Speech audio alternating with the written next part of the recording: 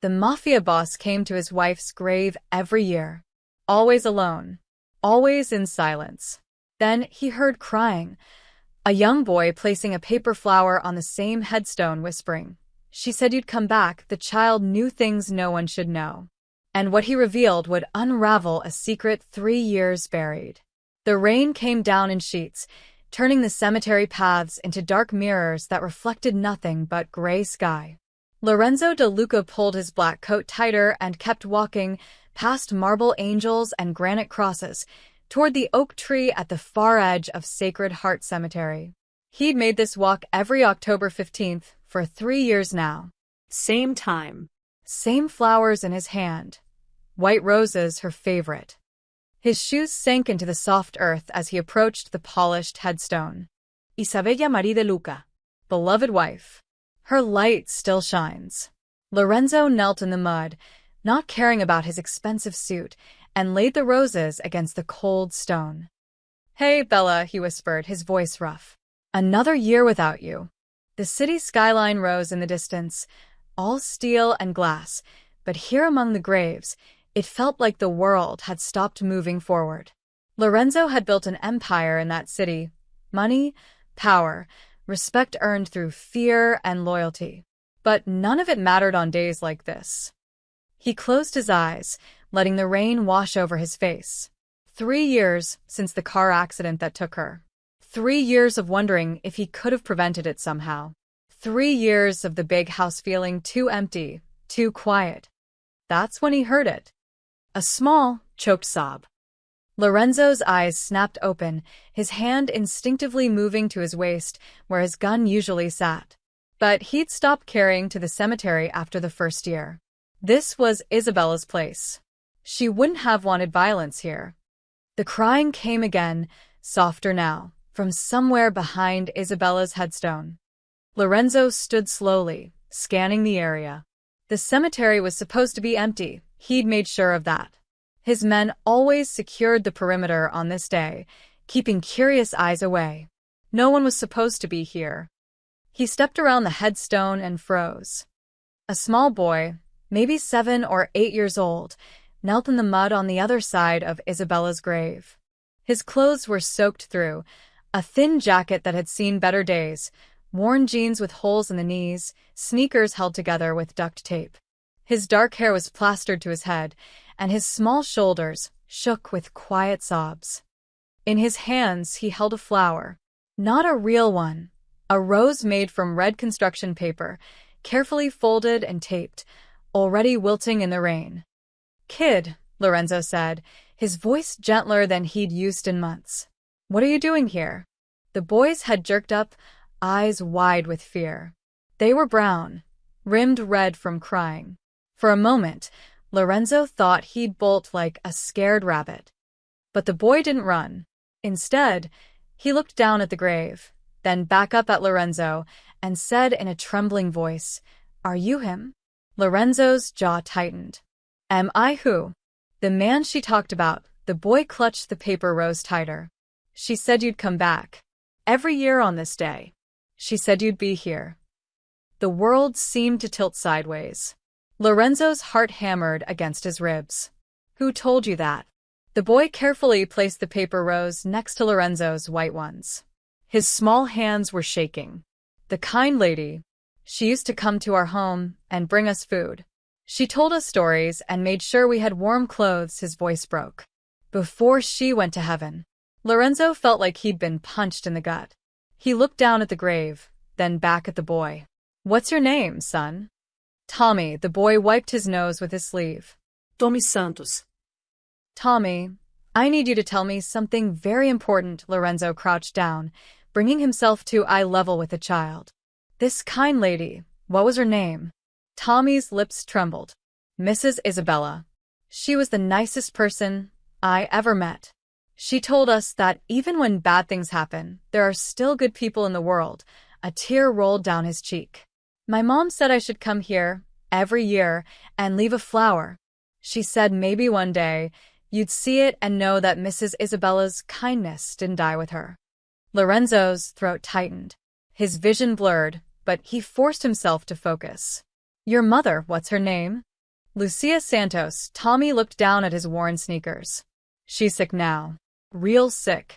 But she made me promise to come today no matter what. The name hit Lorenzo like a freight train. Lucia. He remembered Isabella mentioning that name years ago, talking about a teenage girl at some orphanage she'd been supporting. One of her special projects, she'd called it. One of the kids she'd wanted to make sure had a real chance at life. Tommy, Lorenzo said carefully. Where's your mother now? At home. She couldn't walk today, so I came alone. The boy's voice got smaller. I'm not supposed to take the bus by myself, but I had to bring the flower. I promise. Lorenzo looked around the empty cemetery, his mind racing. His security team should have caught this kid at the gates. Someone was getting fired tonight. But right now that didn't matter. What mattered was the terrified child standing at his wife's grave, soaked to the bone, talking about things no one outside his inner circle should know. How far is home? Lorenzo asked. About 40 minutes on the bus. Tommy shivered, his teeth starting to chatter. Lorenzo made a decision. He pulled out his phone and texted Marco, his consigliere. Bring the car to the north gate. Now. And find out how a kid got past our guys. Then he took off his coat and draped it over Tommy's small shoulders. It swallowed the boy completely. Come on, Tommy. Let's get you home to your mother. Lorenzo picked up the paper rose and his white ones, tucking them carefully inside his jacket. And on the way, you're going to tell me everything you know about Mrs. Isabella. As they walked toward the cemetery gates, Lorenzo glanced back at his wife's grave one last time. The rain was letting up, and a sliver of sunlight broke through the clouds, falling directly on the headstone. For the first time in 3 years, Lorenzo felt something other than grief in this place. He felt purpose. The black Mercedes idled at the north gate, Marco behind the wheel, his face tight with concern. He stepped out immediately when he saw Lorenzo approaching with a child. Boss, Lorenzo held up a hand. Later. Right now, this boy needs to get home. Marco's eyes widened, but he nodded, opening the back door. Tommy hesitated, looking up at Lorenzo with uncertainty. The oversized coat slipped off one small shoulder. It's okay, Lorenzo said gently. We're just giving you a ride. Your mother's probably worried. Tommy climbed into the car, and Lorenzo slid in beside him. Marco got back behind the wheel, waiting for an address. Tommy gave it in a quiet voice, a neighborhood on the south side that Lorenzo knew well. Not the worst part of the city, but far from the best. Working poor, mostly. People struggling to keep their heads above water. As they pulled away from the cemetery, Lorenzo noticed Tommy staring at the leather seats, the polished wood trim, the small bar built into the side panel. The kid looked like he'd been dropped into a spaceship. Tommy, Lorenzo said, you mentioned Mrs. Isabella brought food to your home. What home was that? Tommy turned to face him, still bundled in the too large coat. Casa di Luce. That's what the sign said.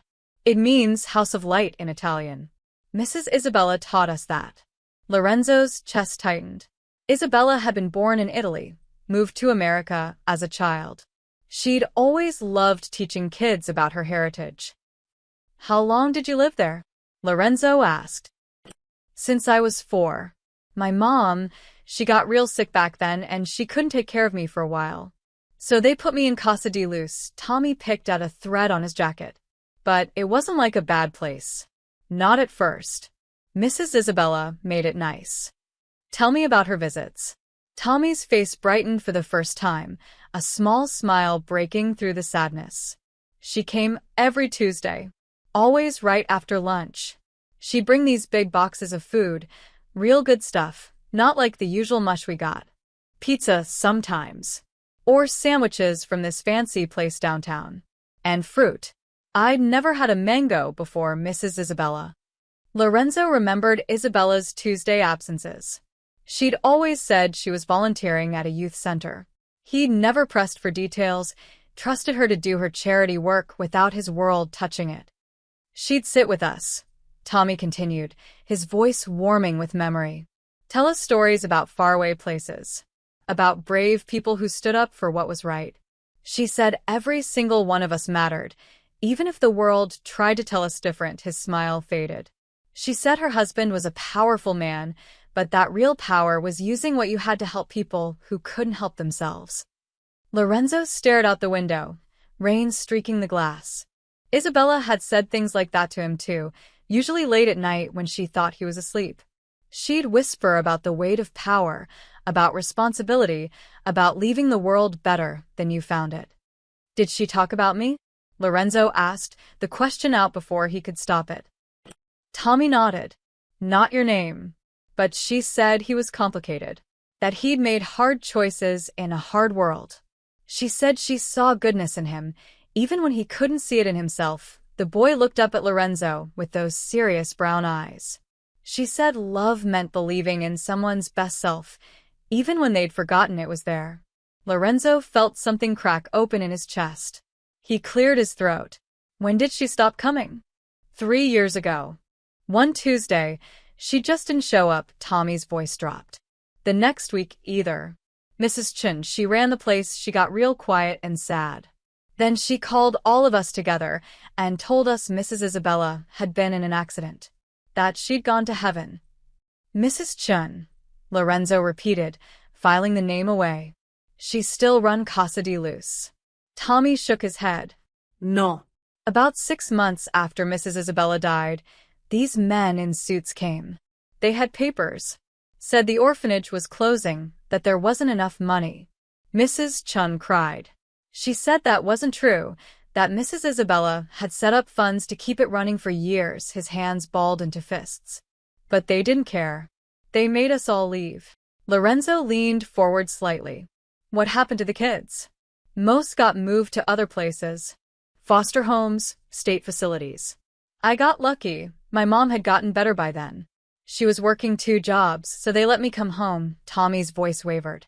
But some of the other kids, the older ones, they just disappeared into the system. The car slowed as they entered Tommy's neighborhood. Apartment buildings with cracked facades, chain-link fences, corner stores with bars on the windows. Lorenzo saw kids playing in a lot despite the rain, their laughter echoing off concrete. My mom tried to fight it, Tommy said suddenly. She went to meetings, talked to lawyers. She said something wasn't right about how they shut down Casa de Luz. But then she got sick again and she had to stop. What kind of sick? Lorenzo asked carefully. The doctors say it's her lungs. She worked in a factory for years, breathed in bad stuff. Tommy pointed to a building ahead. That's us. 3rd floor. Marco pulled to the curb. Lorenzo looked at the building, paint peeling, one window boarded up, a broken railing on the fire escape. Tommy, Lorenzo said, I need you to do something for me. Can you ask your mother if she'd be willing to talk to me? About Mrs. Isabella and Casa de Luz? Tommy's eyes went wide. Really? You'd come back? I promise. Lorenzo reached into his wallet and pulled out 5 20s. And take this. For groceries. Medicine. Whatever your mom needs.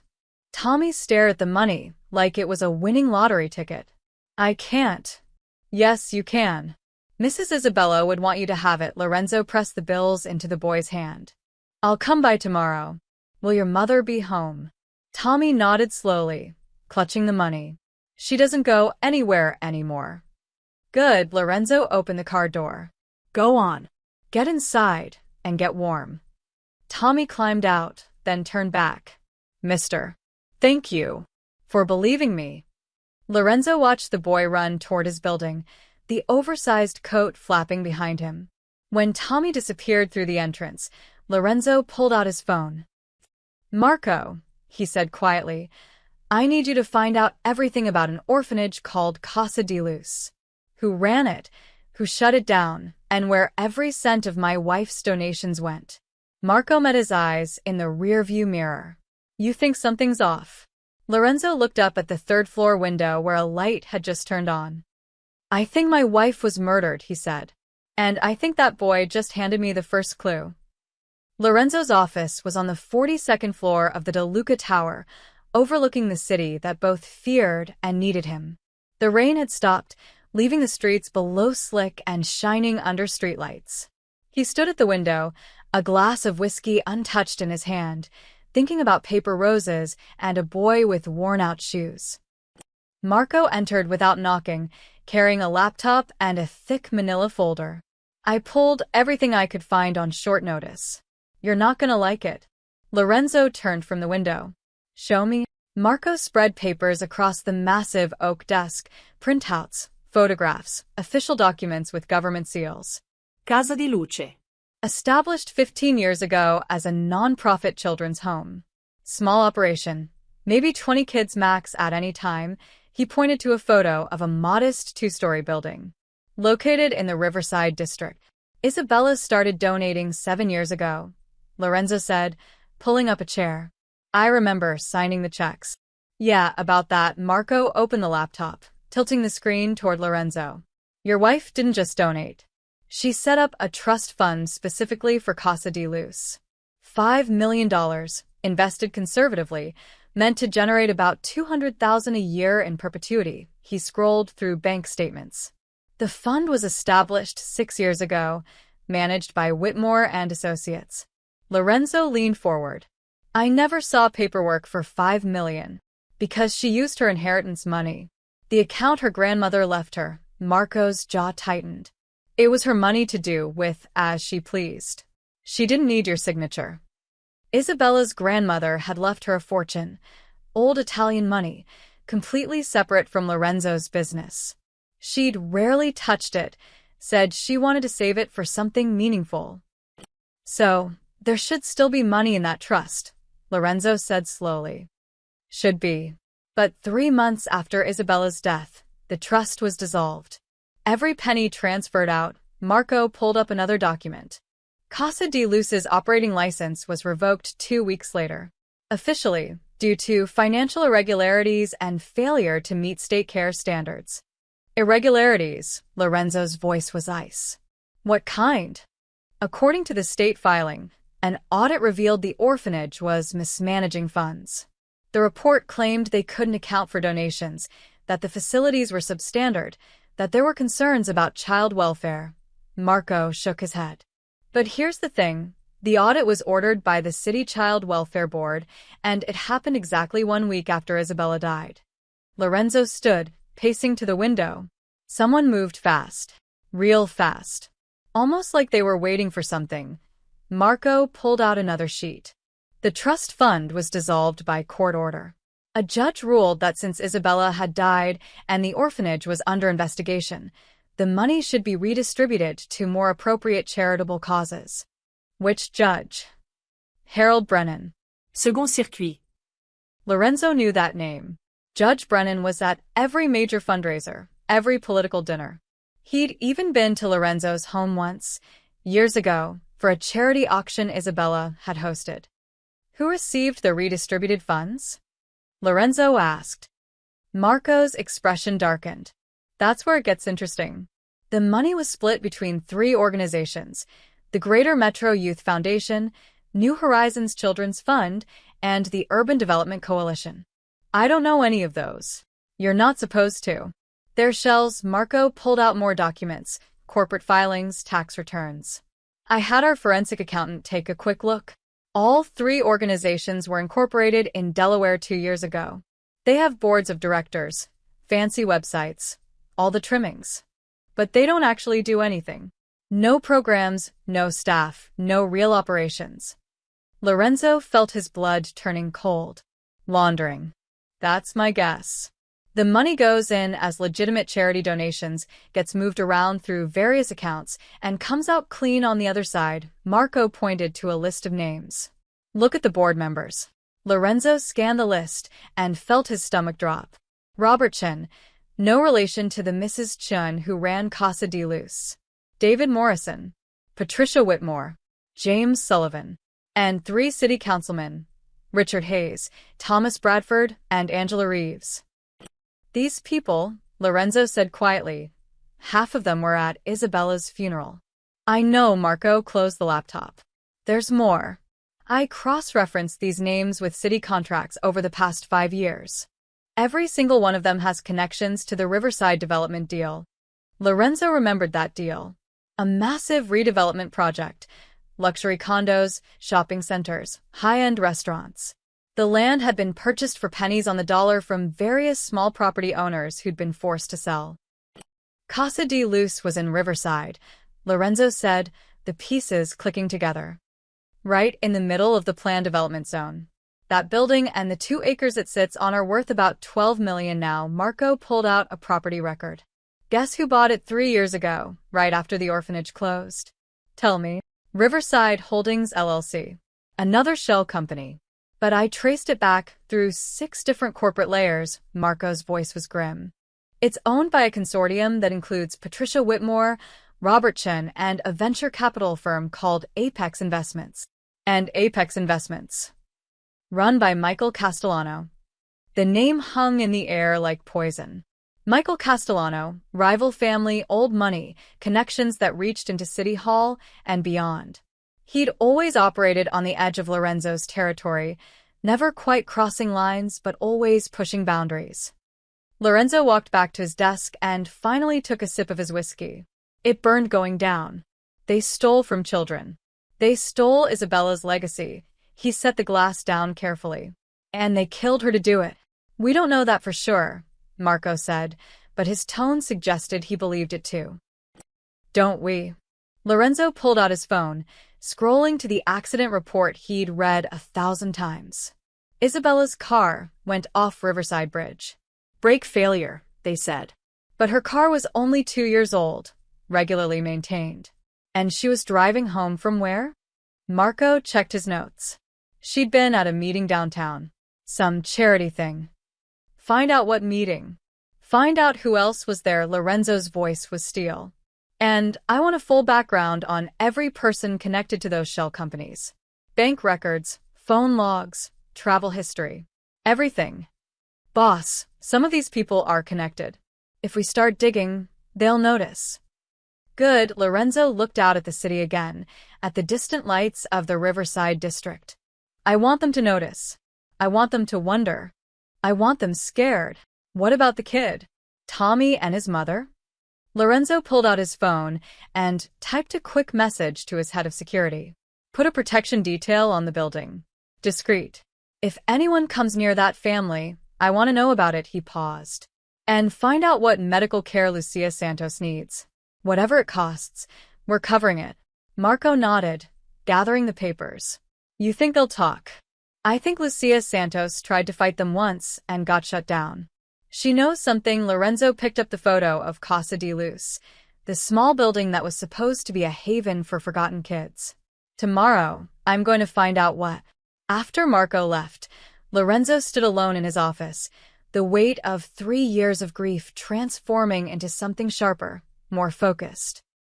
Isabella had believed in mercy, in kindness, in using power to protect the vulnerable. Someone had killed her for it. Now, they were going to learn what happened when you took mercy away from a man who'd built an empire on calculated violence.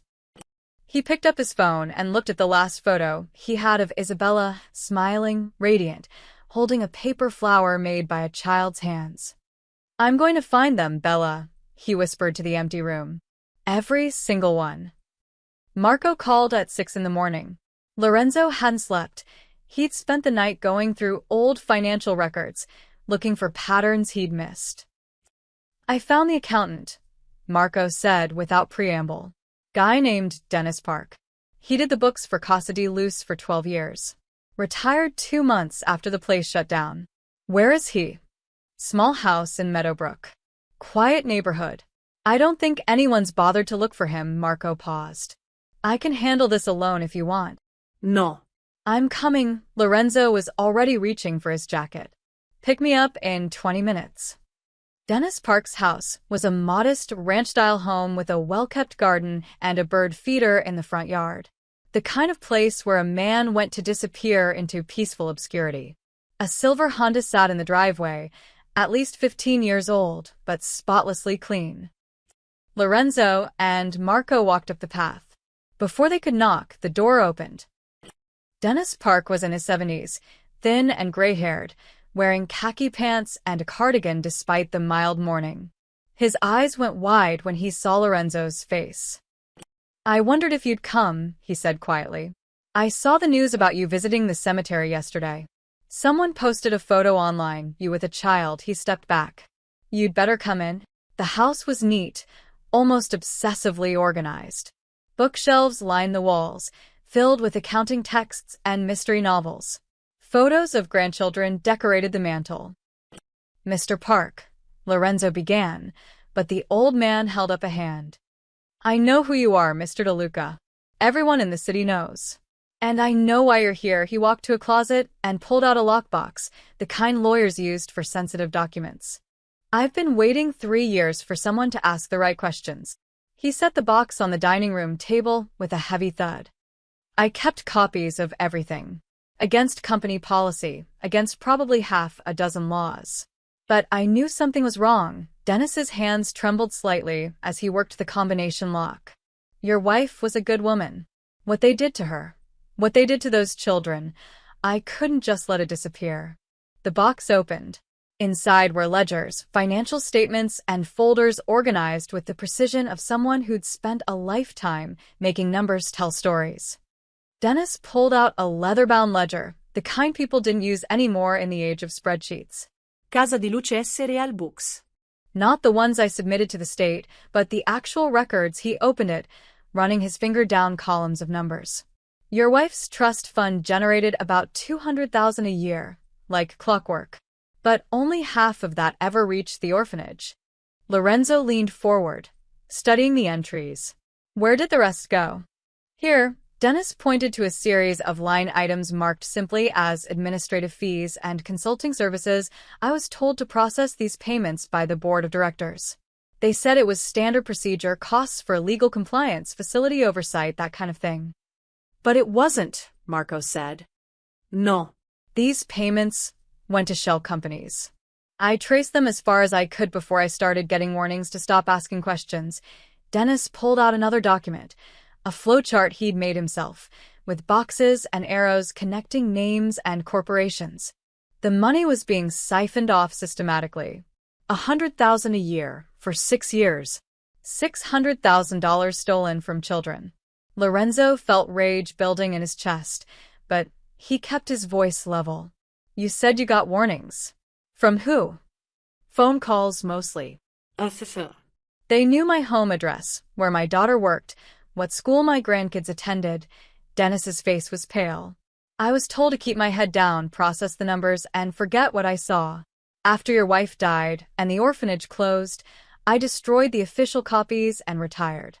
But I couldn't destroy these. He gestured to the lockbox. Call it insurance or call it a guilty conscience.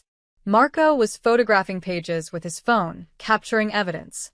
Lorenzo picked up another folder, this one marked correspondence. What's this? Dennis's expression shifted to something like sorrow. Letters between your wife and Mrs. Chen. They knew something was wrong. They'd been trying to figure out where the money was going. Lorenzo opened the folder with careful hands. Isabella's handwriting leaped out at him. Elegant, precise, achingly familiar. He saw dates from 3 years ago, just months before her death. Mrs. Chen, one letter read. The numbers don't add up. I've reviewed the trust statements, and the orphanage should be receiving twice what you're reporting. Someone is stealing from these children, and we need to find out who before. The letter ended mid-sentence, as if Isabella had been interrupted. Lorenzo flipped through more pages, his heart hammering. There were notes in the margins, calculations, lists of names. Isabella had been investigating. She'd been close to uncovering everything. Then, at the bottom of the folder, a sealed envelope. Yellowed with age, the seal unbroken. On the front, in Isabella's handwriting, Lorenzo. His hands shook as he picked it up. When did you get this? Your wife gave it to me 6 weeks before she died. Dennis's voice was barely a whisper. She came to my office after hours. Said if anything happened to her, I should make sure you got it. I was supposed to mail it if I didn't hear from her for 3 months. He looked down. But after the accident, after the threats, I was too afraid. I kept it, told myself I'd send it someday when it was safe. Lorenzo stared at the envelope. 3 years. For 3 years, his wife's final message had been sitting in this box. Boss, Marco said gently. You want a moment? Lorenzo nodded, unable to speak. Marco and Dennis stepped into the kitchen, giving him privacy. With trembling fingers, Lorenzo broke the seal. Inside was a single sheet of paper covered in Isabella's handwriting. No date. No greeting. Just words written in haste. Lorenzo, if you're reading this, then my fears were justified. I've been investigating financial irregularities at Casa de Luz, and what I've found connects to people with real power, city officials, businessmen, people we've socialized with. They're using the orphanage to launder money, and I believe the Riverside development deal is the endgame. I've made copies of evidence and hidden them with Mrs. Chun. If something happens to me, find the children, especially Lucia Santos. She's been helping me document everything. They'll lead you to the truth. I know what you'll want to do when you read this. I know the man you are, the world you live in. But please, Lorenzo, don't let revenge consume you. These people destroyed something beautiful because they saw weakness in mercy. Prove them wrong. Bring them down, but do it the right way. Do it with light, not darkness. I love you.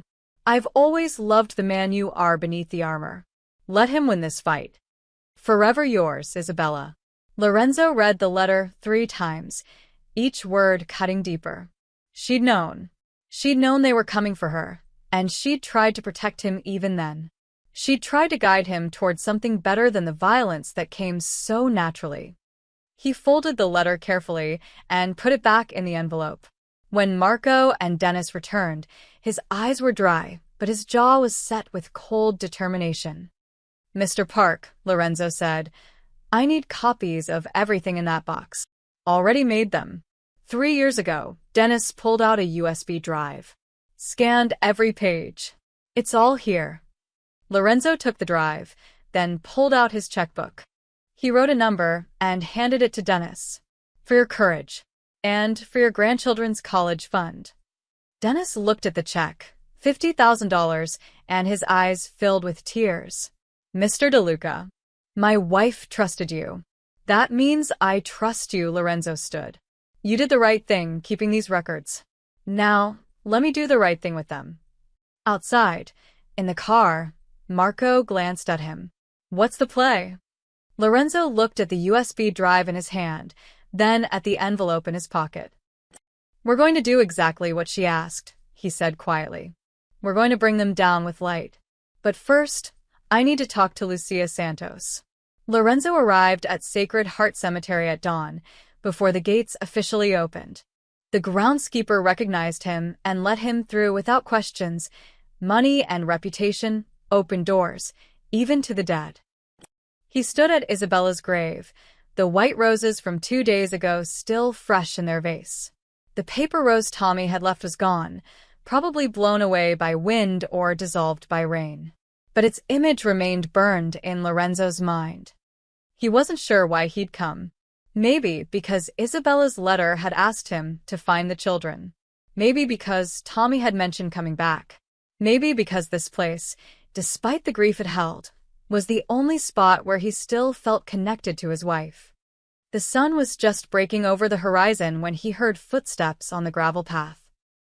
Tommy appeared around a marble monument, another paper rose clutched in his small hand. This one was yellow, carefully crafted, more elaborate than the red one. The boy stopped short when he saw Lorenzo. You came back, Tommy said, surprise evident in his voice. I told you I would. Lorenzo gestured to the space beside him. Come here, son. Tommy approached slowly, his worn sneakers crunching on wet leaves. He was wearing the same thin jacket, but it looked cleaner now. He placed the yellow rose next to the white ones, then stepped back, shoving his hands in his pockets. My mom made me promise to bring a different color every time, Tommy said quietly. She said Mrs. Isabella loved all colors, that life was meant to be full of them. Lorenzo smiled despite himself. That sounded exactly like something Isabella would say. Your mother sounds like a wise woman. She is. Tommy looked up at him with those serious brown eyes. She wants to talk to you. She stayed up all night after I told her about meeting you. She cried a lot, but they were happy tears, I think. I'll visit her today. I promise, Lorenzo paused. Tommy, did your mother ever show you any letters? From Mrs. Isabella? The boy's expression shifted, something like relief flooding his face.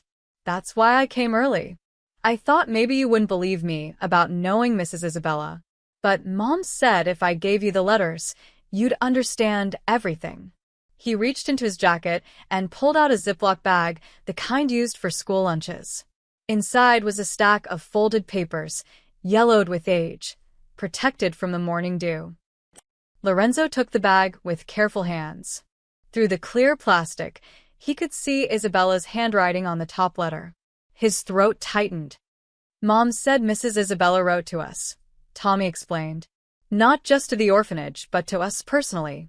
She remembered our birthdays, asked about school, sent encouragement when things got hard. His voice dropped. After she died, Mom hid the letters.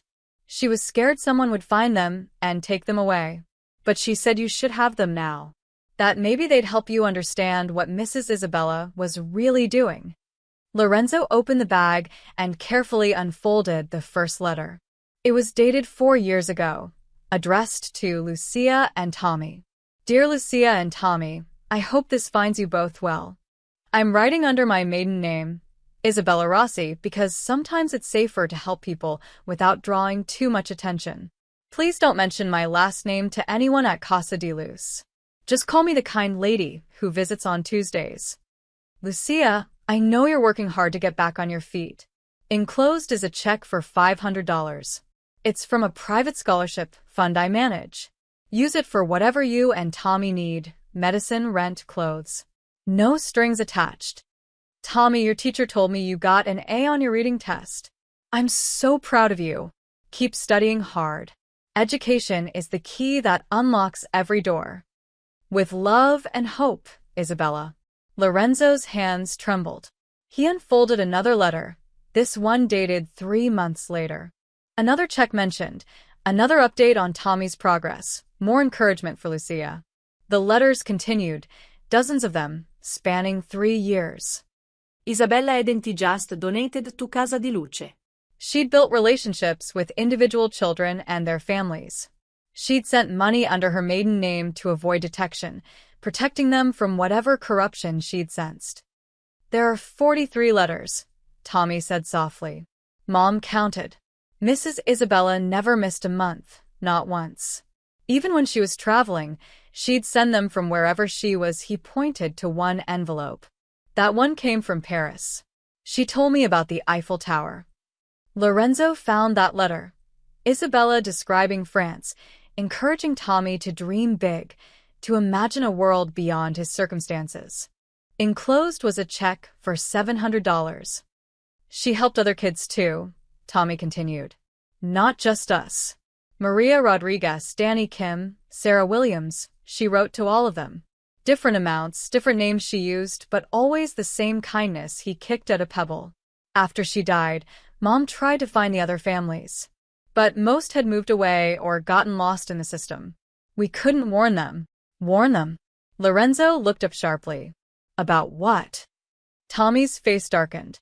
2 months after Mrs. Isabella died, a man came to our apartment. He was wearing a nice suit, had slicked back hair. He said he was from the state, checking on former Casa di Luz residents. The boy's voice wavered. He asked if Mrs. Isabella had ever given us money directly. If we had any letters or documents from her. Lorenzo felt ice in his veins. What did your mother tell him? She lied.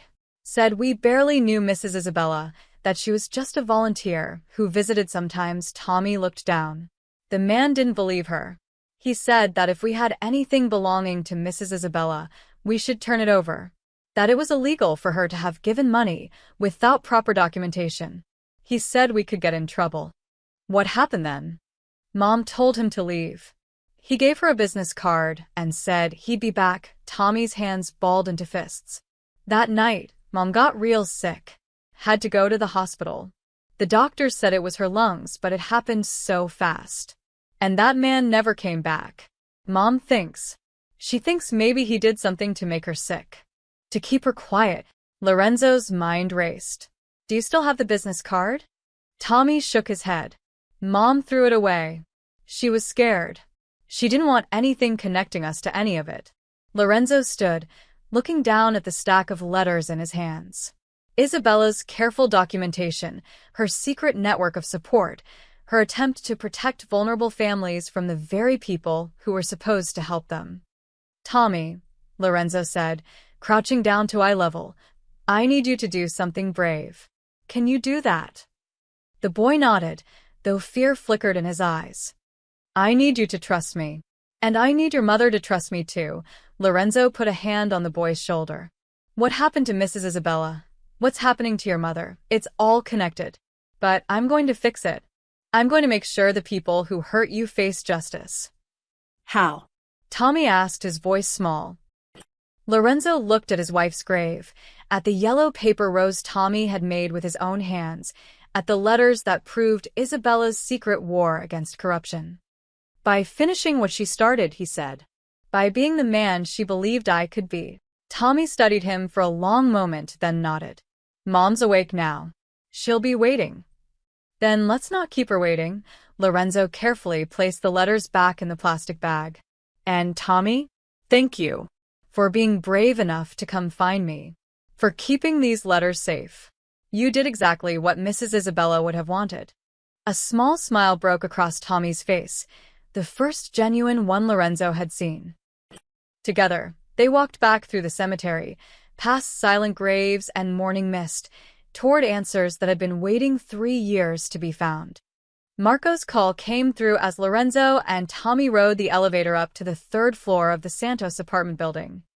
Boss, we've got a problem. A big 1-inch. Lorenzo put the phone on speaker, keeping the volume low. What did you find? Everything connects. It's worse than we thought. Papers rustled in the background. I pulled records on every person tied to those shell companies. Then I cross-referenced them with Isabella's accident report. Lorenzo's jaw tightened. And the tow truck company that cleared the wreck? Owned by a subsidiary of Riverside Holdings. The police inspector who signed off on the brake failure conclusion? His brother-in-law sits on the board of New Horizons Children's Fund. And the auto shop that did Isabella's last maintenance check 3 weeks before she died. Marco's voice went cold. Shut down 2 days after the accident. Owner disappeared. The elevator doors opened. Tommy looked up at Lorenzo, confusion on his face, but Lorenzo just squeezed his shoulder gently. Keep talking, he told Marco. I went deeper. The traffic cameras on Riverside Bridge, where Isabella went over, they were malfunctioning that day. No footy. But here's the thing.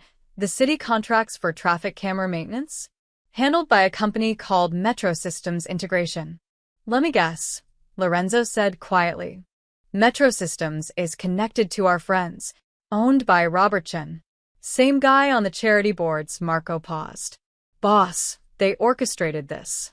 They knew Isabella was investigating, they knew she was getting close, so they eliminated the threat and grabbed the money at the same time. Clean, efficient, and completely covered up. Lorenzo stopped in the hallway, leaning against the wall. Tommy watched him with worried eyes. There's more, Marco continued.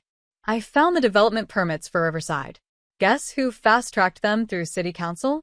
Richard Hayes and Angela Reeves, both on our list. And the environmental impact study that cleared the way? Conducted by a firm owned by Patricia Whitmore's husband. How much money are we talking about? Lorenzo asked. The Riverside development is worth about $300 million when completed. The land acquisitions, including Casa de Luz's property, cost them maybe $20 million total. They basically stole prime real estate from families and nonprofits who couldn't fight back. Marco's voice hardened. And your wife's $5 million? That was just a bonus. They were going to shut down Casa de Luz anyway for the land. Isabella's investigation just moved up their timeline. Lorenzo closed his eyes, seeing Isabella's face the last morning he'd seen her alive. She'd been nervous, distracted. He'd asked if everything was okay. She'd kissed his cheek and said, I'm handling something important.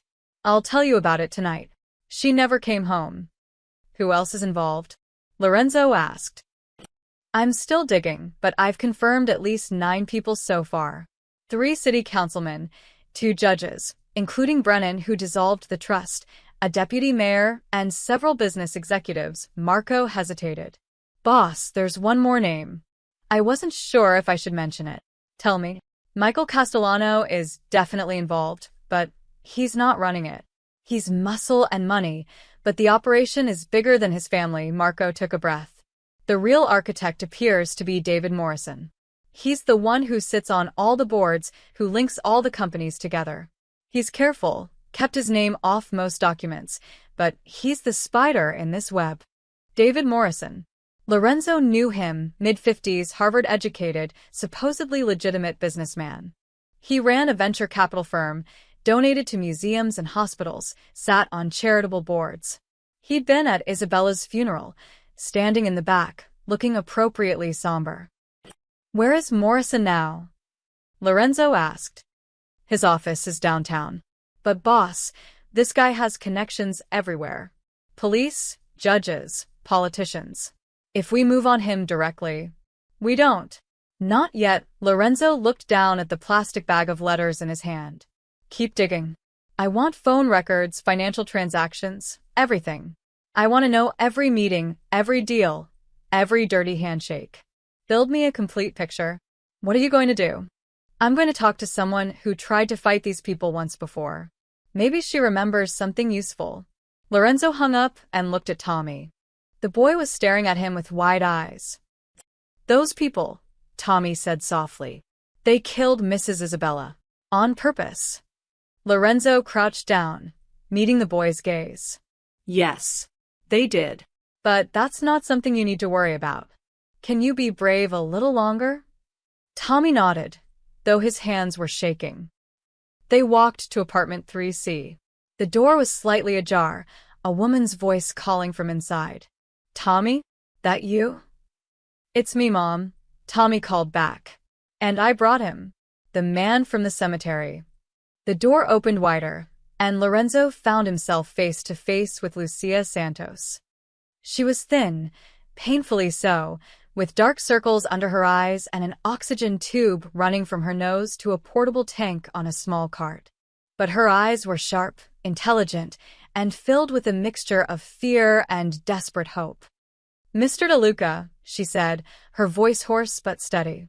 I've been waiting 3 years for you to come. Mrs. Santos. Just Lucia, she stepped back, gesturing them inside. Please. We have a lot to talk about, and I don't know how much time I have left. The apartment was small but spotlessly clean. A worn couch, a tiny kitchen, family photos on the walls. Through a doorway, Lorenzo could see a bedroom with medical equipment, a nebulizer, bottles of medication, hospital discharge papers tacked to a bulletin board. Lucia lowered herself carefully into a chair, the oxygen tank hissing softly beside her. Tommy sat on the arm of her chair, protective. Tommy showed you the letters, Lucia said. It wasn't a question. He did. Lorenzo sat across from her, pulling the bag from his jacket. Isabella trusted you. She mentioned your name in a letter she left for me. Tears filled Lucia's eyes. She was going to save us. All of us. The kids, the orphanage, the whole neighborhood. She'd figured out what they were doing, how they were stealing land, destroying lives, all for money. Her hands clenched. I was helping her document everything. I took photos, wrote down names, saved receipts and papers people threw away. We were building a case. What happened? She died. Lucia's voice broke. And 2 weeks later, men came to my apartment. They said if I talked to anyone about what I knew, my son would end up in foster care, and I'd end up in prison for fraud. They said I'd stolen donation money, that they had evidence. It was all lies, but I couldn't fight them. She looked at Tommy. I had to protect him. Lorenzo leaned forward. Lucia, I need you to tell me everything you remember. Every name, every face, every detail. And I need to know, do you still have the evidence you and Isabella collected? Lucia's lips curved into a tired smile. She pointed to a small box on top of the refrigerator, covered in dust, looking like nothing important. I kept it all, she said. Everything. Just like Isabella told me to. She said someday, Someone would come asking the right questions. Someday, the truth would matter. Lorenzo stood and retrieved the box. Inside were flash drives, folders, photographs, receipts, a treasure trove of evidence 3 years old but perfectly preserved. She was right, Lorenzo said, looking at Lucia. The truth always matters. And these people are about to learn that lesson the hard way. The Carlisle Hotel ballroom glittered with crystal chandeliers and the laughter of the city's elite. The Metropolitan Business Foundation's annual charity gala, $500 a plate, black tie required, cameras from every major news outlet. Lorenzo de Lucas stood near the bar in a perfectly tailored tuxedo, a glass of champagne in his hand he had no intention of drinking. He smiled politely at passing guests, nodded at familiar faces, played the part of the grieving widower who still supported his late wife's charitable causes. Inside, he was calculating every move like a chess match. "Boss, we're in position." Marco's voice came through the nearly invisible earpiece. "Bathroom surveillance is active. We've got 3 devices planted in the main hall, 2 near the silent auction tables." Lorenzo turned slightly toward the floor-to-ceiling windows, pretending to admire the city view. The private rooms. "Tony's working on the VIP lounge now. Give him 2 more minutes." "Good." Lorenzo's eyes scanned the crowd. He'd already spotted 5 of his targets. Richard Hayes, the city councilman, was holding court near the silent auction, bragging about some housing initiative.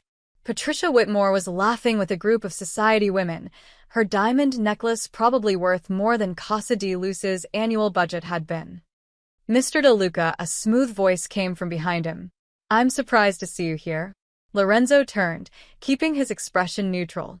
David Morrison stood there in an impeccable tuxedo, silver hair perfectly styled, a smile that didn't reach his cold blue eyes. "Mr. Morrison," Lorenzo shook his hand, grip firm but not aggressive. "My wife always supported this foundation. I'm trying to maintain her legacy." "Noble of you," Morrison's smile widened slightly. "Isabella was a remarkable woman. We all miss her terribly." The words sounded practiced, hollow. "In fact, I was just telling the board we should establish a scholarship in her name. Something for underprivileged children." The audacity made Lorenzo's blood boil, but he kept his face pleasant.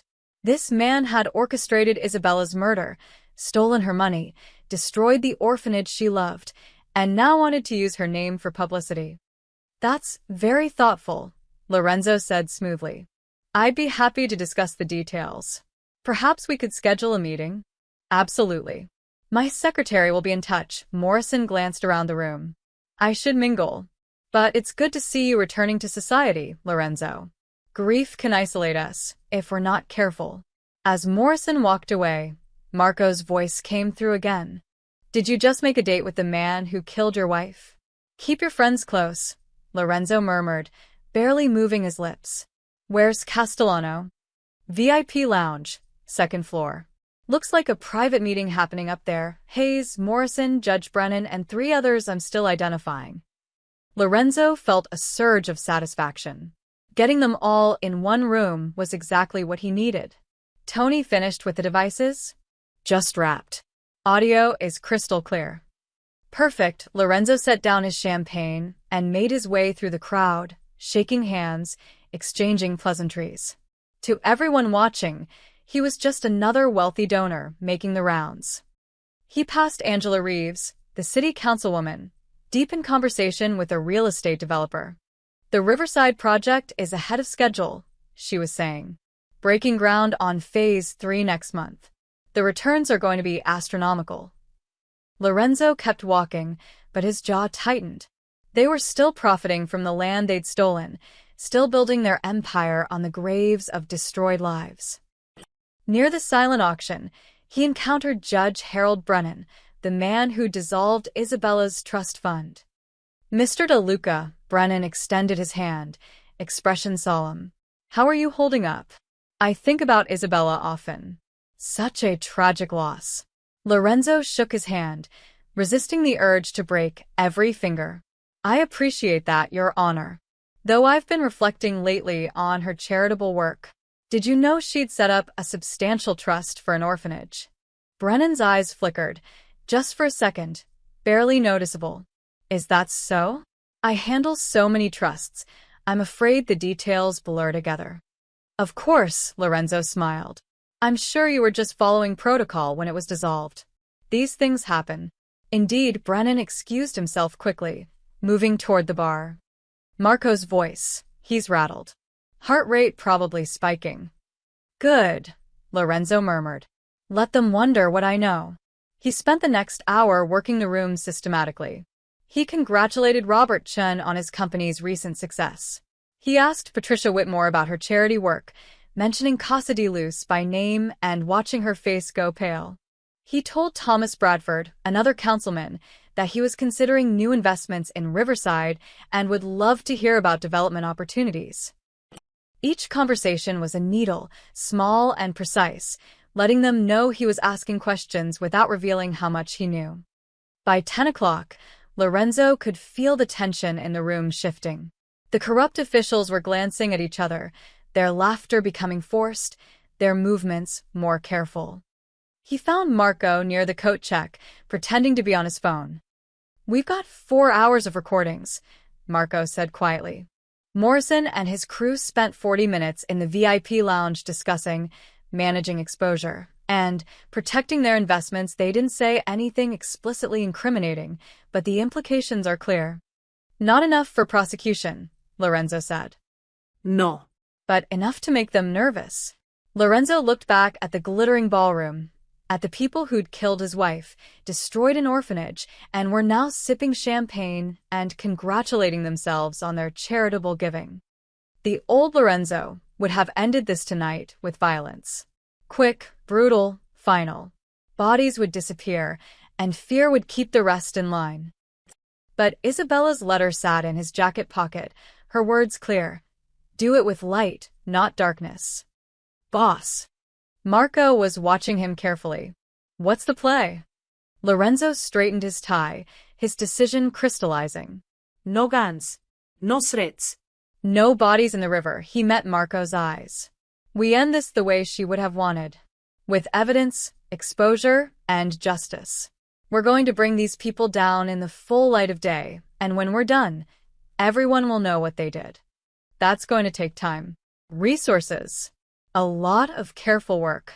Then we start now. Lorenzo pulled out his phone, scrolling through contacts. We've got recordings, documents, witness testimony. We need more bank records, emails, phone logs. I want every transaction, every secret meeting, every dirty deal documented beyond any shadow of doubt. Marco nodded slowly. You're building a case. A real 1-inch. Isabella spent her last months trying to expose these people the right way. She believed in the system, believed in justice. Lorenzo's voice hardened. She was murdered for that belief. I'm going to prove she was right. That good can win without becoming evil. And if the system fails? If their connections protect them? Lorenzo looked at the ballroom one last time, at David Morrison laughing with judges and politicians, at the network of corruption that thought itself untouchable. Then I'll make sure the whole city sees exactly who these people are, he said quietly. Light has a way of reaching places darkness can't hide from. Isabella taught me that. He turned and walked toward the exit, leaving behind the glittering facade of respectability. Marco fell into step beside him. First thing tomorrow, Lorenzo said, we meet with Dennis Park again. Then we organize every piece of evidence we have. After that, we find journalists, real ones with integrity, people who can't be bought. And the Santos family, protected. 24-hour security, medical bills covered. Anything they need. Lorenzo pushed through the hotel doors into the cool night air. They kept Isabella's evidence safe for 3 years. Now it's our turn to keep them safe. As they walked to the car, Lorenzo felt something he hadn't experienced since Isabella's death, a sense of purpose beyond grief, beyond rage. He was going to win this fight. Lorenzo returned to the Santos apartment 3 days after the gala. He'd spent 72 hours buried in evidence, documents, recordings, financial trails that led through shell companies and offshore accounts. The picture was becoming clearer, uglier, more damning with each discovery. But he needed something more. He needed to understand the full scope of what Isabella had been planning, what she'd known, what she'd told Lucia in those final weeks. He knocked softly. Tommy answered, his face breaking into a smile. Mr. DeLuca, Mom's having a good day today. The new medicine you sent is helping. Lorenzo had arranged for a specialist from Boston General to consult on Lucia's case, along with treatments her Medicaid wouldn't cover. It was the least he could do. Inside, Lucia sat on the couch, still connected to oxygen but looking stronger than she had days ago. Color had returned to her cheeks. She was knitting something, a small yellow blanket. For the new children, she explained when she saw him looking. When we rebuild Casa di Luce. That's what you're planning, isn't it? Lorenzo sat across from her. First, we take down the people who destroyed it. Then we rebuild. Lucia set down her knitting, her hands trembling slightly. Tommy, sweetheart, why don't you go to Marcus's apartment for an hour? His mom said you could play video games. But Mom... It's okay, she gave him a gentle smile. Mr. DeLuca, and I need to talk about grown-up things. After Tommy left, Lucia's expression shifted to something darker, older. The weight of secrets she'd carried for 3 years. You want to know everything, she said. It wasn't a question. Yes. Lucia took a slow breath, the oxygen hissing. Isabella came to me 8 weeks before she died. Not to Casa di Luce, to my apartment late at night after Tommy was asleep. She was scared, Mr. DeLuca. I'd never seen her scared before. Lorenzo leaned forward, every nerve focused on her words. She told me she'd discovered something terrible. That the people running the city's charitable boards were criminals, that they were using orphanages and shelters to launder money from development deals. Lucia's voice shook. She said she had evidence, but she didn't know who to trust. Police, judges, politicians, they were all connected. Why come to you? Because I'd worked at Casa di Luce before getting sick. I knew the routines, had access to storage rooms, could move around without attracting attention. Lucia looked down at her hands. She asked me to help her gather proof. Photos of visitors, copies of financial documents people left in trash bins, records of suspicious cash deliveries.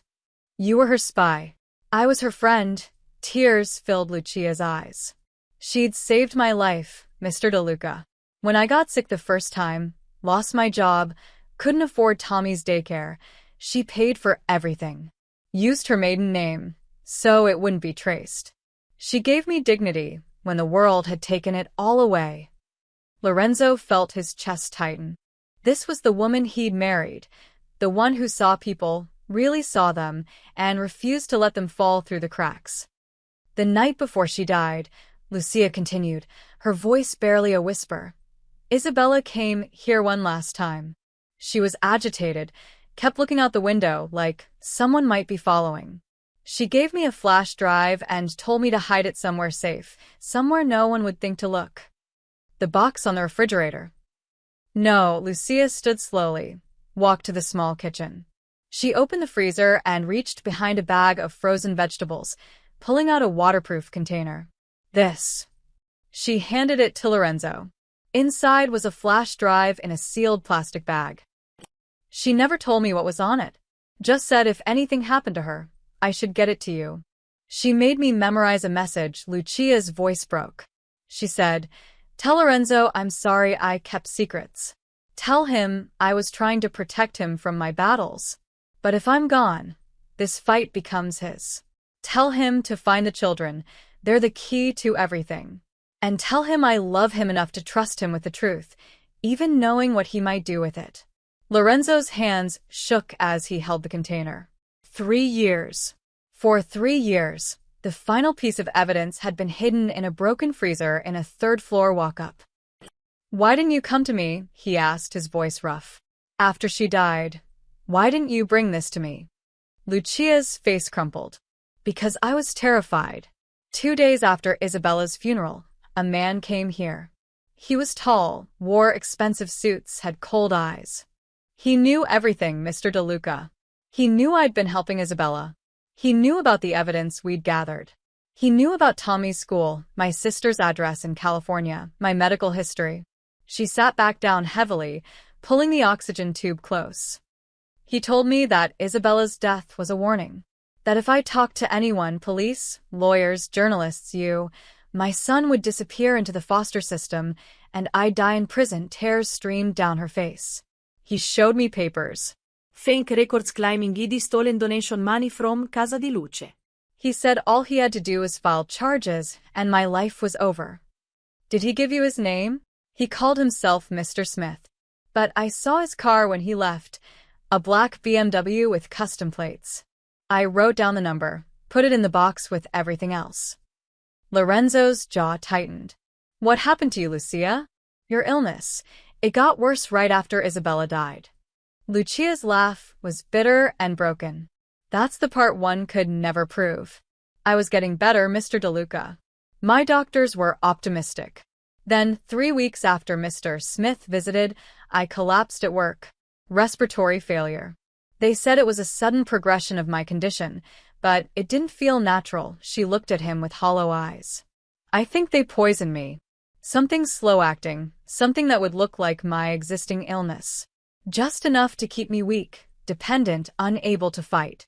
Jesus Christ, Lorenzo stood, pacing to the window. The city stretched out below, indifferent to the suffering in its shadows. I couldn't protect myself, Lucia said quietly. But I could protect Tommy. And I could keep my promise to Isabella. She gestured to the flash drive. Every year on the anniversary of her death, I sent Tommy to the cemetery with a paper rose. I told him the story of the kind lady who'd believed in us. I told him that someday, a man would come, someone strong enough to fight when I couldn't. Someone who'd loved Isabella as much as we did. Lorenzo turned back to her. She told you about me. She told me everything. Lucia smiled through tears. She said you were complicated, that you'd built your life around control and power because the world had taught you that vulnerability meant death. But she'd seen your heart, Mr. DeLuca. She knew that underneath the armor was a man capable of tremendous love and fierce protection. She was wrong. I couldn't protect her. No, Lucia's voice was firm. They killed her because they underestimated her. They thought she was just a rich man's wife playing a charity. They didn't realize she was a warrior fighting with kindness as her weapon. She pointed at the flash drive. But she knew she might lose. So she made sure you'd finish the fight. She trusted you with her legacy, with her children, with her truth. Lorenzo looked at the flash drive, feeling the weight of it in his palm. 3 years of searching for meaning in his wife's death, and here it was, not an accident, not random tragedy, but murder. Calculated, cruel, covered up. And Isabella had known. She'd prepared for this moment, had faith that eventually someone would ask the right questions and find the right answers. Mr. DeLuca, Lucia said softly, what are you going to do? He closed his fist around the flash drive. I'm going to honor her. Every choice she made, every risk she took, every child she protected, I'm going to make sure it mattered. How? Lorenzo met her eyes, and for the first time since Isabella's death, he felt truly certain of his path. By bringing them down so completely, so publicly, that they can never hurt another family again, he said. No violence. No those appearances. Just the truth, exposed for the whole city to see. Lorenzo sat in his office at midnight, the city lights spreading below like stars, the flash drive plugged into his most secure computer. Marco stood behind him, watching the screen as files opened one by one. What they found made even Marco, a man who'd seen the worst of humanity, go pale. My God, Marco whispered. The flash drive contained everything. Bank transfers showing the exact flow of money from Isabella's trust through shell companies. Emails between Morrison, Hayes, and Castellano discussing the problem Isabella posed. Photos of secret meetings. Recorded phone calls where they debated how to handle the situation permanently. And there, buried in a folder labeled insurance, was a video file dated 2 days before Isabella's death. Lorenzo clicked it with trembling hands. Isabella's face filled the screen, alive, vibrant, sitting in what looked like a hotel room. Her eyes were red from crying, but her voice was steady. "If you're watching this, Lorenzo, then I'm gone. And you know the truth now." She took a shaky breath. "I'm so sorry I kept this from you. I wanted to handle it myself, to prove I could fight these battles without dragging you into darkness. But I underestimated how ruthless they are." She held up documents to the camera. "Everything is on this drive. Financial records, communications, witness statements. It's enough to bring them down if it reaches the right people.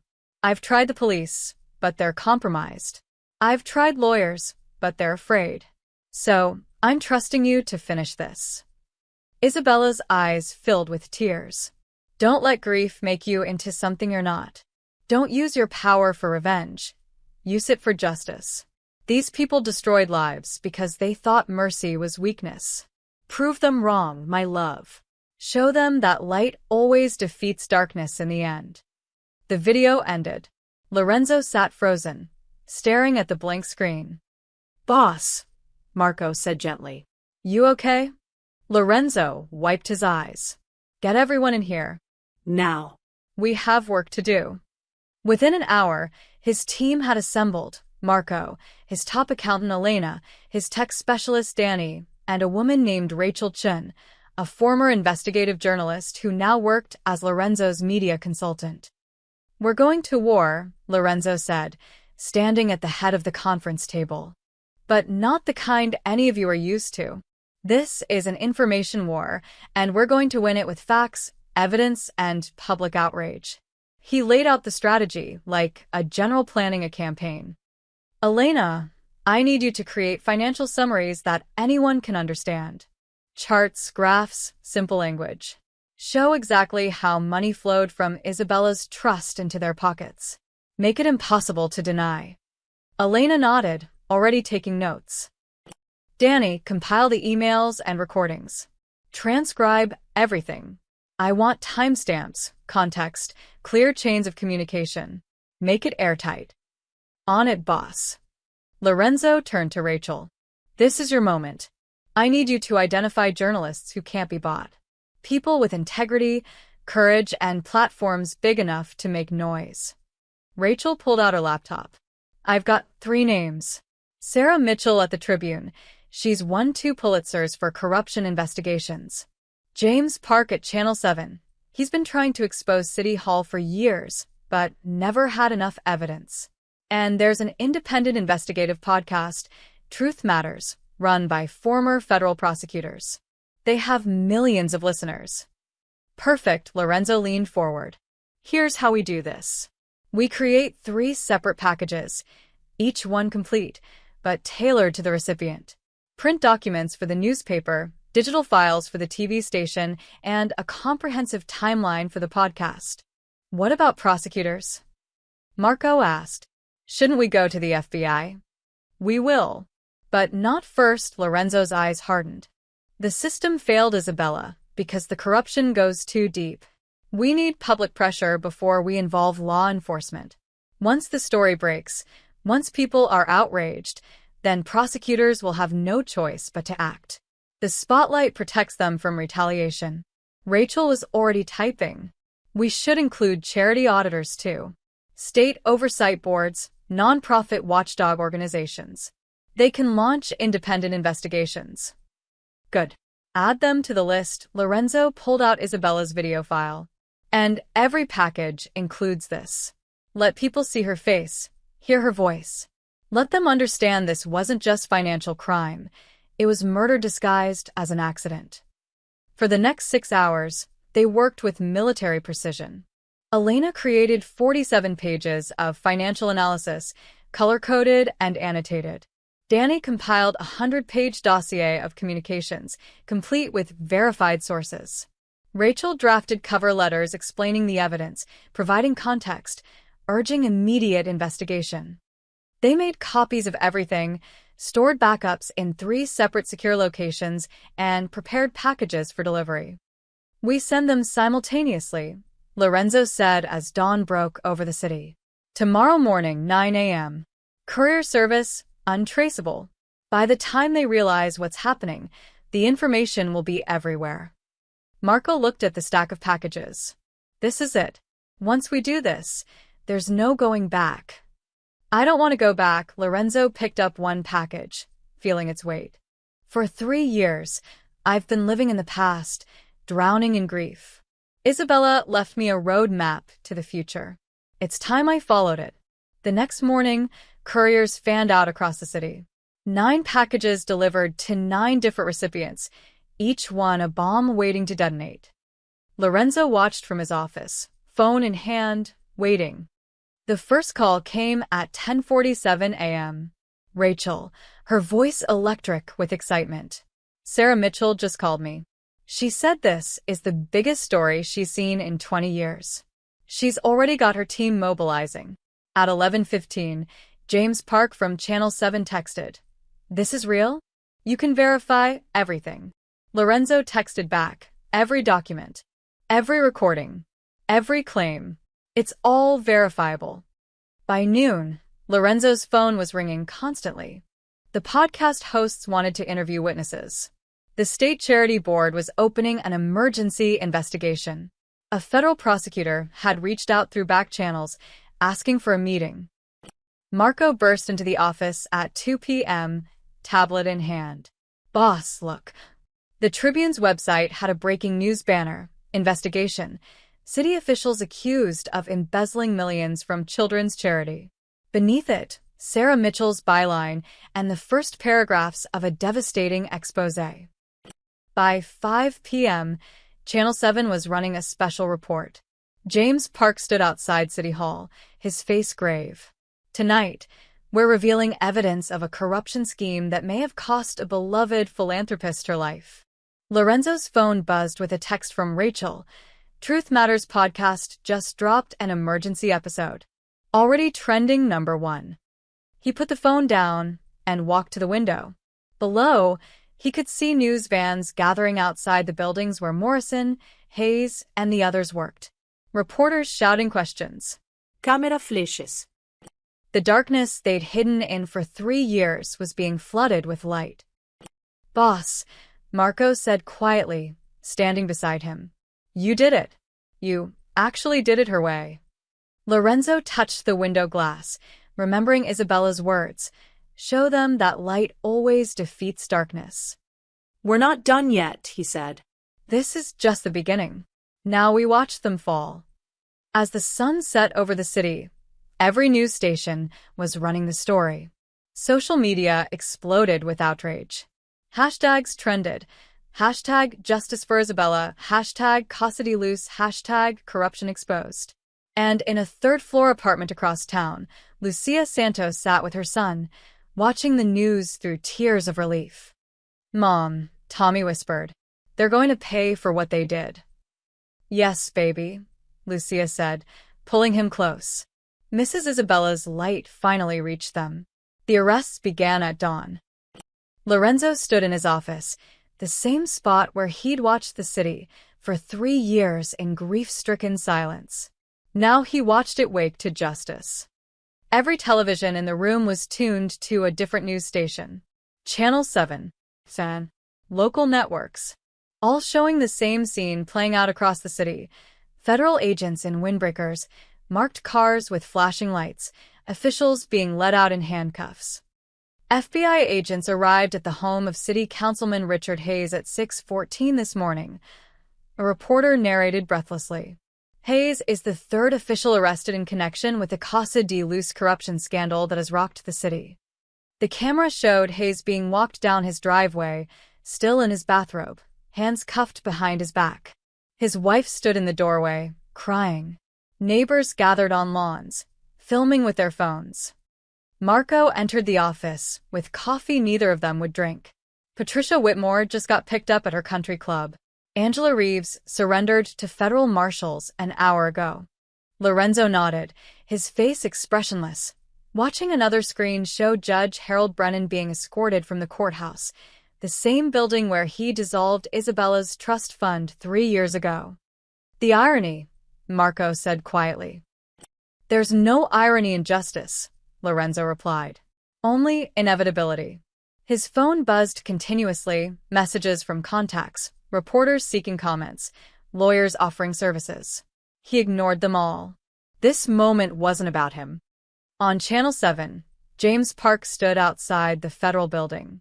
In a stunning development, federal prosecutors have announced charges against 14 individuals, including 3 sitting city council members, 2 judges, and several prominent business executives.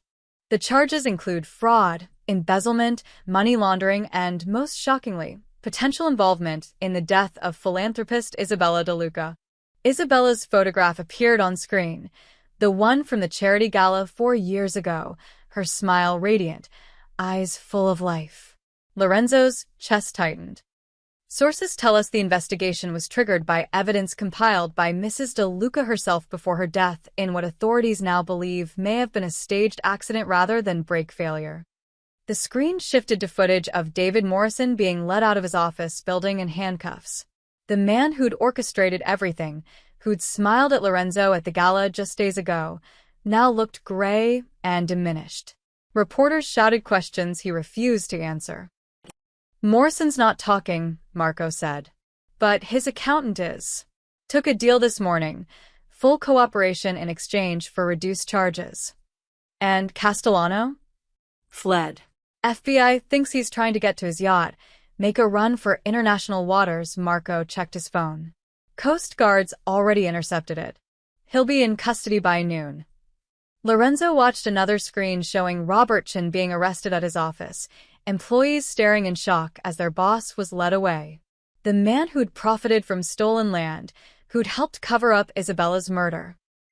Prosecutor's office is calling this the biggest corruption case in state history, Marco continued. They're estimating the total fraud at over $300 million across multiple schemes. Casa de Luz was just the tip. Lorenzo's phone rang. Rachel Chun. He answered. Lorenzo, every major network wants an interview. The Washington Post, The Times, everyone. They want to hear from you. No interviews. But you're the hero of this story. You brought them down. Isabella brought them down. I just finished what she started. Lorenzo looked at her picture on the screen. Send any interview requests to Lucia Santos. She's the real hero. She kept the evidence safe for 3 years despite threats and intimidation. Let her tell the story. Rachel was quiet for a moment. That's actually perfect. The mother who risked everything. I'll set it up. He hung up and turned back to the screens. CNN was running a special report. Corruption exposed. How a dead woman's evidence brought down a city's elite. They showed photos of Casa de Luz before and after. The cheerful building where children had lived and learned, then the abandoned structure with broken windows and weeds growing through cracks. Then images of the luxury condos that had replaced it, selling for millions. These children were displaced so wealthy developers could profit, the anchor said. And when Isabella De Luca tried to stop it, she paid with her life. Marco stood beside Lorenzo, both men silent as the news cycled through arrest after arrest. Names Lorenzo had known for years, faces he'd seen at galas and fundraisers, people who'd offered condolences at Isabella's funeral while her blood was still on their hands. You feel anything? Marco asked. Satisfaction? Relief? Lorenzo shook his head slowly. Just grief. They killed her because she believed people could be better. Because she had faith in mercy, in justice, in doing things the right way. His voice was hollow. And I'm standing here watching them fall, but she's still gone. You avenged her. No, Lorenzo turned from the screens, looking at the photo of Isabella he kept on his desk. Just the two of them, taken on their honeymoon in Italy, both laughing at some joke he couldn't remember now. I didn't avenge her. I honored her. There's a difference. I don't understand. Revenge would have been easy. A bullet in the dark, bodies in the river, fear keeping the rest in line. Lorenzo touched the photo frame gently. But that's not what she wanted. She wanted truth. She wanted justice that lasted, that meant something, that protected other people from suffering the same way. He walked back to the window, watching the sun rise fully over the city, painting everything gold. They killed her because she believed in mercy, Lorenzo said quietly, the words Isabella had written in her letter echoing in his mind. I avenged her by giving that mercy to others, by fighting her way instead of mine, by proving that her faith in people, in systems, in justice, that it wasn't naive. It was right. On the television behind them, another arrest played out. Another official led away in handcuffs. Another piece of corruption cut out and exposed to light. The prosecutor called, Marco said. They want you to testify when the trials begin. I'll be there. They're also asking about restitution. The money stolen from the trust, they've frozen accounts, seized assets. It'll take years to untangle, but they think they can recover most of it. Lorenzo nodded. Whatever we recover goes to rebuilding Casa di Luz. And to the families who were hurt, medical bills, education funds, counseling. All of it. His phone buzzed again. This time, a text from Tommy. We're watching the news. Mom is crying happy tears. Thank you for keeping your promise. Lorenzo typed back. Your mother kept a promise too. She protected the truth when no one else could. She's the brave one. He looked around his office. The empire he'd built, the power he wielded, the reputation that made people fear and respect him. None of it had mattered when Isabella died. None of it had brought her justice. But her words had. Her evidence. Her faith that eventually, someone would care enough to finish what she'd started. Boss, Marco said, pointing at the television. Look. The screen showed a live feed from the federal building. The U.S. attorney stood at a podium surrounded by microphones, flanked by FBI agents. Today marks a significant victory for justice, she announced. But this investigation wouldn't have been possible without the courage of Isabella De Luca, who risked and ultimately gave her life to expose this corruption. She is the true hero of this story. Isabella's photo appeared behind the prosecutor, that same radiant smile, those eyes that had seen good in everyone, even in Lorenzo when he couldn't see it in himself. Lorenzo watched his wife's face on every screen, broadcast across the city, across the country. The woman who'd believed in mercy, who'd fought with kindness as her weapon, who'd won, even in death. She would have been proud of you, Marco said softly. Lorenzo touched the window glass, the city spreading below him. Cleaner now, lighter, freed from shadows that had poisoned it for too long. I hope so, he whispered. God, I hope so.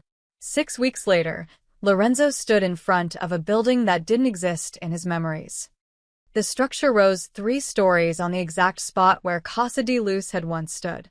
Clean brick, wide windows that let in light, a small garden already planted with roses, white ones, Isabella's favorite. Above the entrance, letters in polished steel, the Rosa Foundation. Named for a paper flower made by a child's hands. A symbol of fragile beauty that had survived when everything else had been destroyed. It's perfect, Lucia said beside him, her voice stronger now, the oxygen tank gone. The new treatments had worked miracles. She stood straight, dressed professionally, holding a tablet and a folder of documents. The contractors finished the West Wing yesterday. We can start moving children in next week. Lorenzo nodded, still taking it in. 6 weeks ago, this had been a vacant lot. The building that replaced Casa di Luz torn down, the luxury condos half-built and now seized by the courts as proceeds of crime. He'd bought the land back for triple what it was worth, not caring about the cost. Some things mattered, more than money. How many rooms? He asked. 32 bedrooms, configured for different age groups. Common areas for studying, playing, eating together.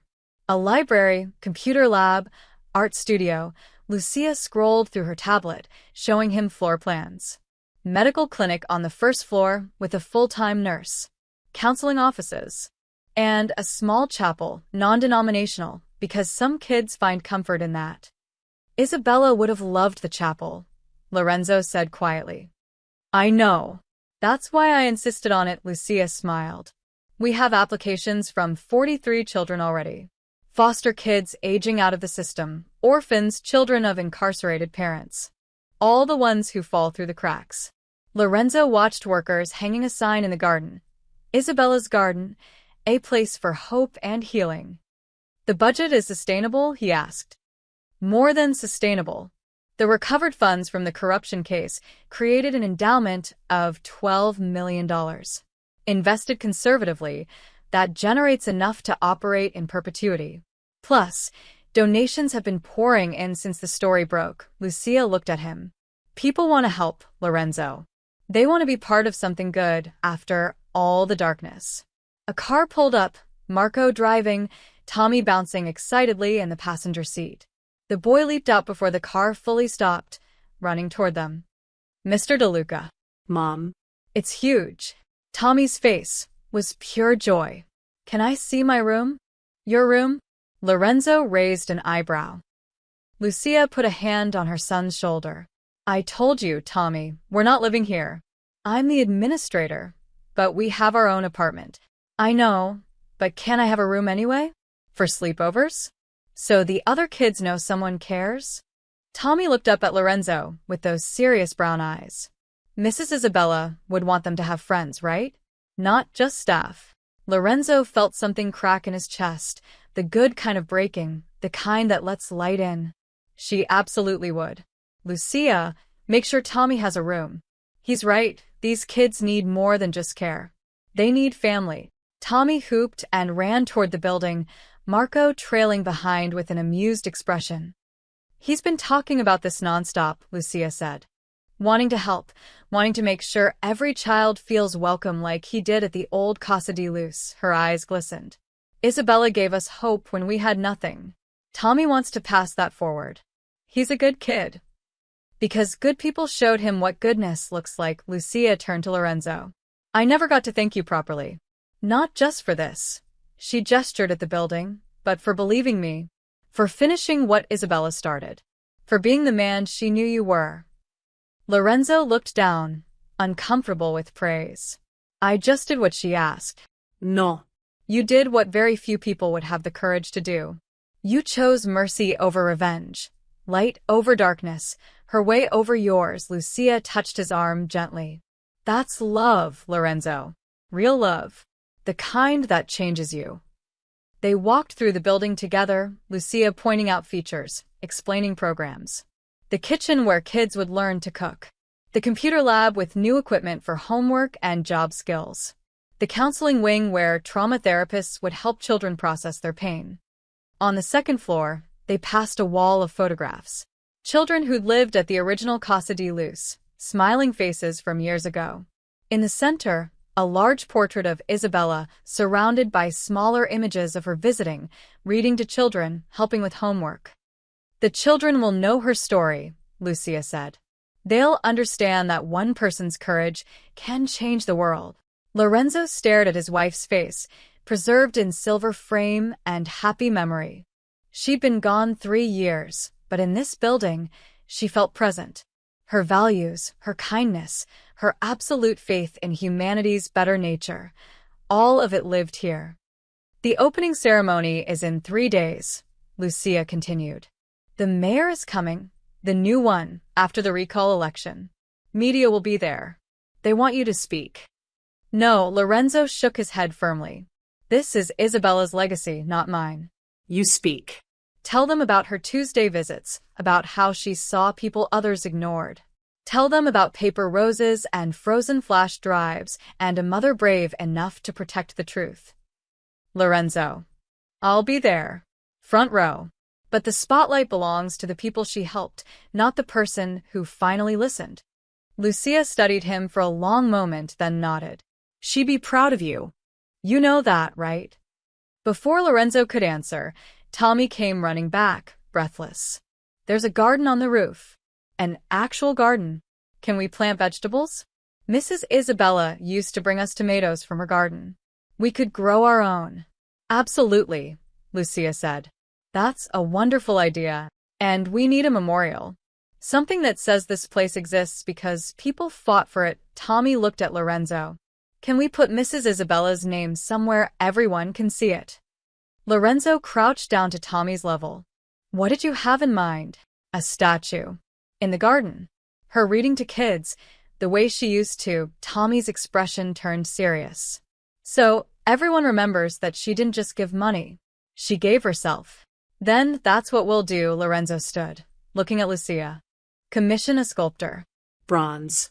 Life-size. Isabella's sitting on a bench with children around her, a book in her hands. Lucia wiped her eyes. Perfect. They walked outside together, standing in Isabella's garden as the sun broke through clouds. Workers were planting the last of the roses, dozens of them, white and red and yellow, every color his wife had loved. Marco approached, phone in hand. Boss, the prosecutor called.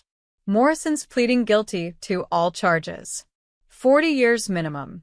Castellano took a deal, 25 years.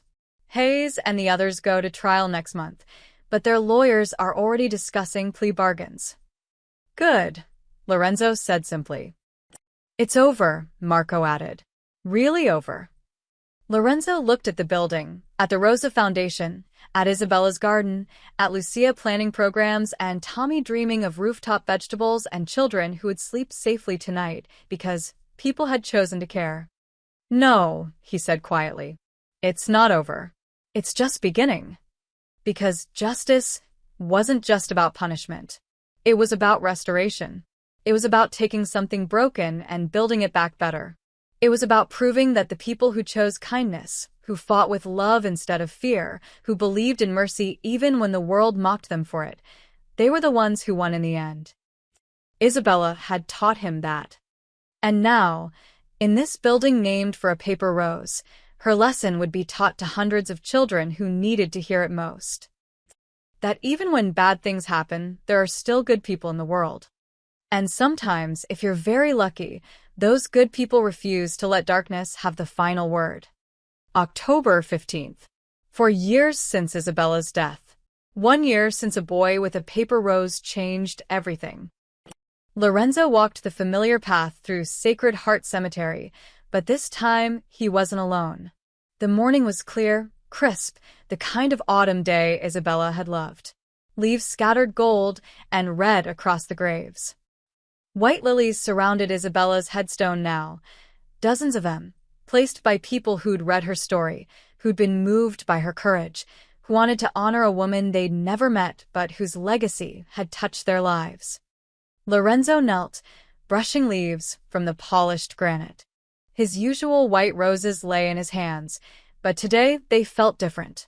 Not like an ending, like a continuation. Hey, Bella, he said quietly. It's been quite a year. He told her about the Rosa Foundation's first 6 months, 48 children now living there, thriving. About Lucia running it with the same quiet strength Isabella had seen in her years ago. About the garden producing tomatoes Tommy insisted on sharing with everyone.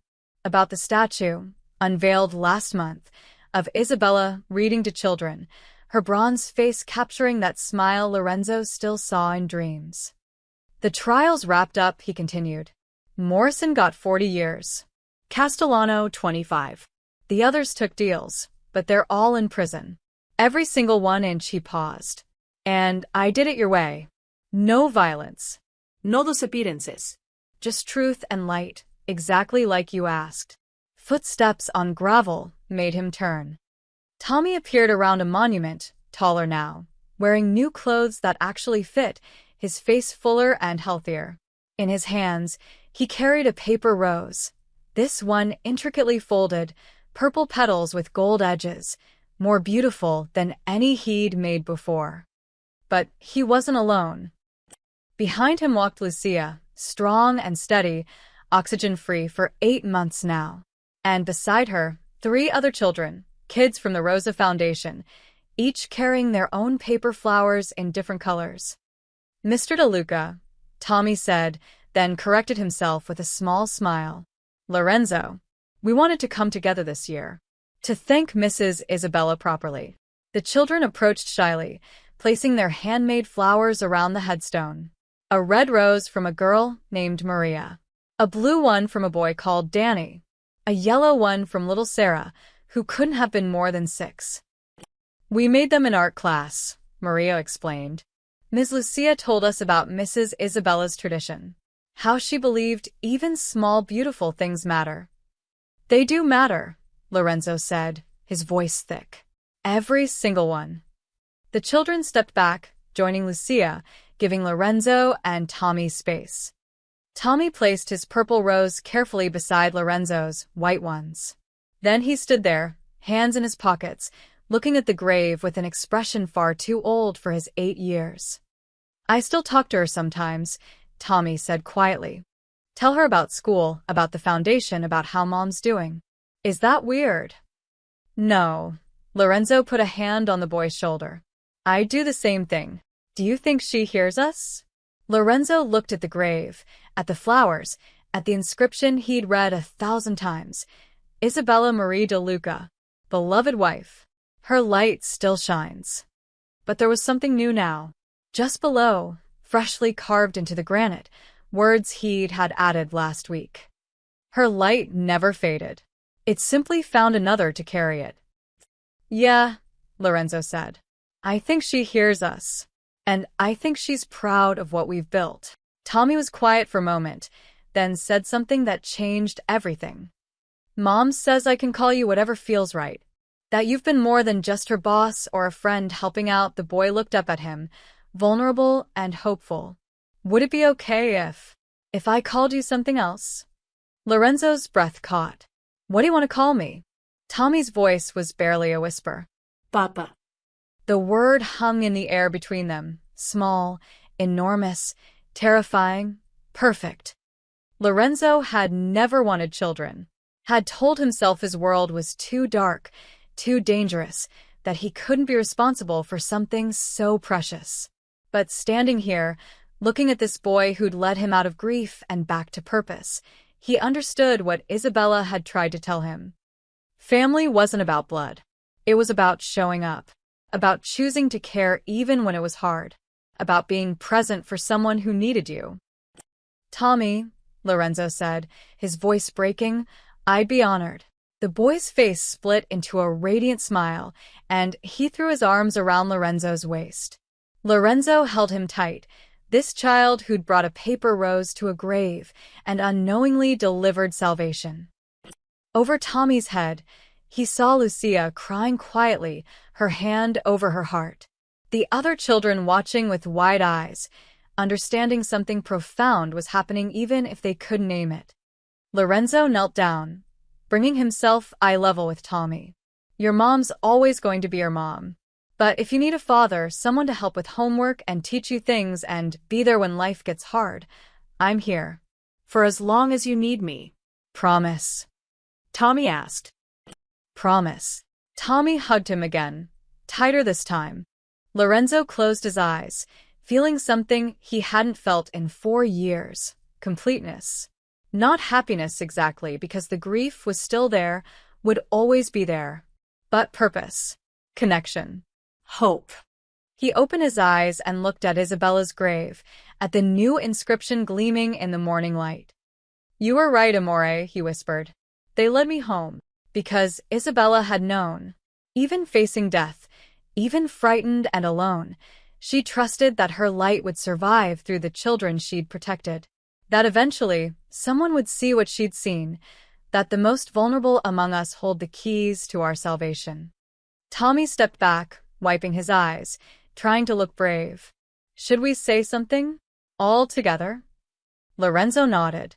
He stood, and the children gathered close, Tommy on one side, Maria on the other, Danny and Sarah in front, Lucia behind them all. Thank you, Mrs. Isabella, Tommy said clearly, for teaching us that kindness matters, that one person can change the world, that love is stronger than fear. Thank you, the other children echoed, their voices soft but certain. Lorenzo added his own words. Thank you for believing in me, for trusting me with your legacy, for showing me that the strongest thing a person can do is choose mercy when the world expects violence. They stood together in silence, the morning sun breaking through clouds, illuminating the flowers and the inscription and the faces of children who represented everything Isabella had fought for. Then Tommy took Lorenzo's hand, small fingers wrapping around larger ones, and said, "Can we go home now, Papa?" Home. The word resonated through Lorenzo's chest. Not the empty mansion he'd lived in for 3 years, drowning in grief. Home was a foundation full of children's laughter. Home was Lucia's office, where she planned programs and changed lives. Home was Tommy's room with its messy shelves and homework scattered across the desk. Home was the choice to show up, to care, to let love transform you into someone better. "Yeah," Lorenzo said, squeezing Tommy's hand. "Let's go home." As they walked away from the grave, Lorenzo looked back one last time. The lilies swayed in the breeze. The paper roses, purple, red, blue, yellow, clustered around his white ones. And above it all, Isabella's inscription. Her light never faded. It simply found another to carry it. The children ran ahead, laughing, chasing leaves. Lucia walked beside Lorenzo, peaceful and strong. And Tommy held his hand, calling him Papa, believing in a future where good people won and broken things were made whole. Isabella had planted seeds in darkness, trusting they'd eventually bloom. For years later, Lorenzo finally understood. He wasn't just carrying her light. He'd become